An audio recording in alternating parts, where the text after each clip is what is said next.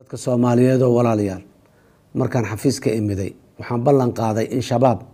dagaal lagu cirib tiraayo lagu qaadi doono sababtoo ah khawaarij daawo aan ahayn in la tirtiro malaha dagaalkaas waa socdaa guulo la taaban karo ayaana laga gaaray gaar ahaan deegaanada Galmudug Koonfur Galbeed iyo Hirshabeelle dadka Soomaaliyeed argagixisadu dagaal kula ma jirto dawlad danna kama laha waxaa mabda u ah cabsi gelinta bahdilka iyo gumaadka shacabka waxaa la yiri meyd maxaa u dambeeyay kaas la siisido dadkii hoteelka Xayaat joogay maxay bi'iyeen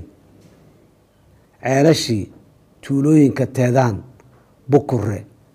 ina baal ma murtadiin ayay ahaayeen boqolaalkii birmageydada ahaa ee 14 Oktoobar soobe lagu xasuuqay ma ciidan dawladeed ayay ahaayeen shacabka Soomaaliyeed waa ogahay inaad dhibaatada argagixisada idinku hayso quuska taagantiin waan ogahay inaad ku daasheen tacsida iyo baroordiiqda joogtada ah waan ogahay in qarax walba oo ay argagixisadu soo maleegaan aad ku weydaan dad agtiina qaali ku ah intaas iyo kan badanba waan ogahay maxaa yeelay idinka ayaan weligeyba idinku dhex noolaa oo xogogaal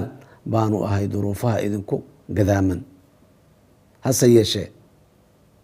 waa hubaal Soomaaliya waa ay ka guuleysanaysaa cadowga gardarrada ku haya